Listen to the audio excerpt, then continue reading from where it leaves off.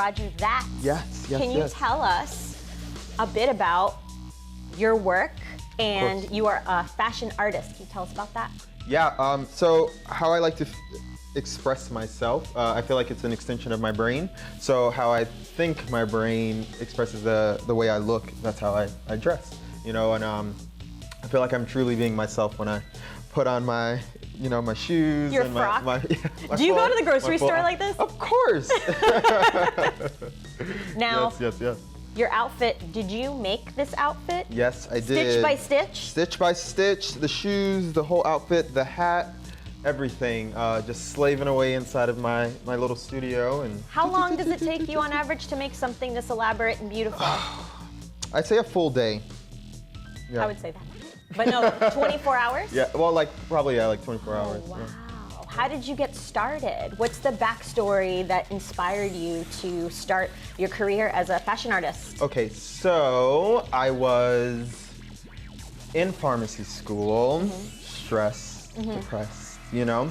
And I was like, okay, so I'm gonna take some time off, take a year off. So at the end of the year, I was still really trying to figure out what I wanted to do. So I heard of this thing called, this thing comes yearly. This little thing that happens. It's called Art Basel. So I was like, I'll go check it out. And I normally dress like this before. Anyways, so I was like, let me just go. And it was crazy. The experience was crazy. People were taking pictures. I was like, this is what I wanted to be doing. And then I met Ryan Seacrest. And the way he looked at me, our interaction, got to hang out. And I just really realized that I could turn this into a career. So the next week I went and signed up for fashion design school. I don't even know how my life is my life, but the first week in fashion design school, the design director goes, I see potential in you, I have this opportunity, and the opportunity was I got to work with David Tatera, who's the wedding dress guy. Yeah. Yeah, so for 2 years I got to make it was wedding dresses, but unconventional. So I had to use like paper materials and aluminum foil, plastic. That is so cool. And yeah, so for 2 years I got to do that, and then that just like was a crazy experience. And then so I'm extremely thankful for social media. My social media following has opened the door. Out of control, right? Yeah, to experience everyone. Well, yeah, it's really you've opened done the door. so well, in fact, that Thank you you've so been called the fashion icon of South Florida now, and only in 3 years. Oh my God. Yes, it's crazy, but the thing is, how that I feel like that came along. It's showing up to literally everything. If there's an event, I'm there in a different outfit, like killing the red carpets, and that's how I got that name. How did you end up not only in South Florida, but in Palm Beach County? I was born here! Yes! Born and raised. And everyone goes, why don't you move to New York? You have to be in New York. You need to be in New York. And No, I'm you just don't. like, I'm growing where I'm planted, you know? And I'm just using my resources to you know, get me where I gotta go. And New York is only a flight away. I and know, I'm right? always there. But look, you're doing it. You don't have to be in New York. You don't have to even be in Miami. I hate the cold. And it's always hot here, so you're gonna have to really Perfect.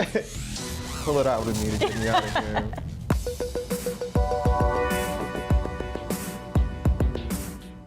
Creativity comes in a lot of different shapes and forms, so I try to pull from every avenue, whether it be outside or inside or at a museum or even at school. So to talk about this piece, when I was a child, there was a book called Hats for Sale.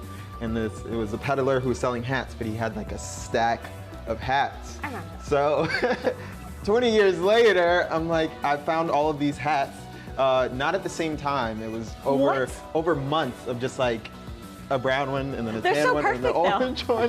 And then once I had 4, I was like, okay, maybe I can turn this into something. And then Hats for Sale, the book, I remembered, and I was like, oh, he had his hat stacked.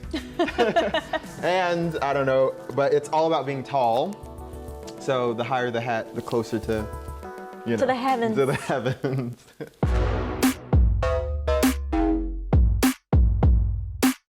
This floral piece here broke the internet. I made this piece. I broke it.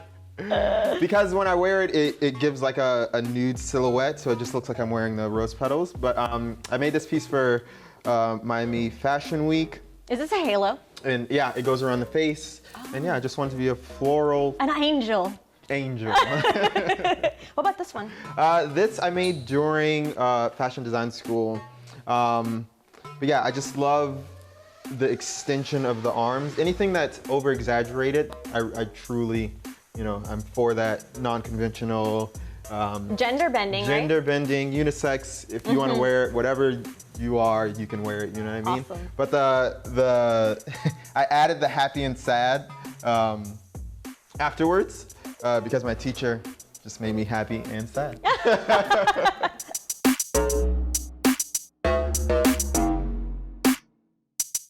So this piece, I'm a big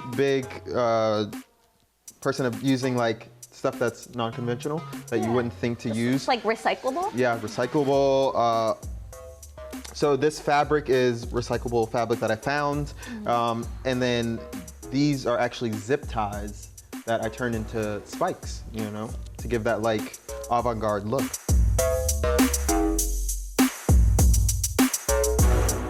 Okay, so the bird cage, Equality for Florida had an event, so I made this piece for that. But these three pieces, like the birds, the cage, and then the leather ensemble, I found at different places, and then I put together. Yeah, and then I just felt like a bird out of the cage, you know? Aw. Roger that. I know you like to be tall, but is there anything that you think would fit me?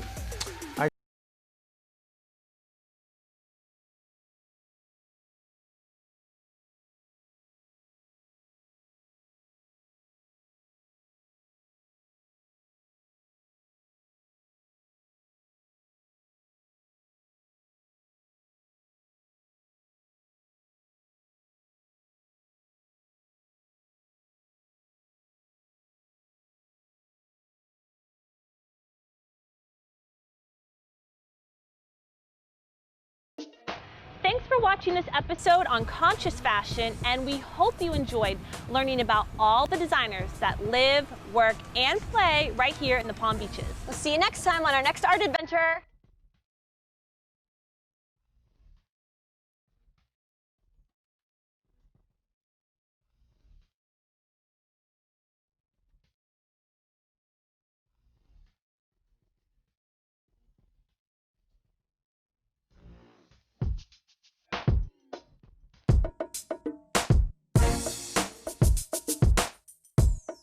This program is brought to you by the Cultural Council for Palm Beach County.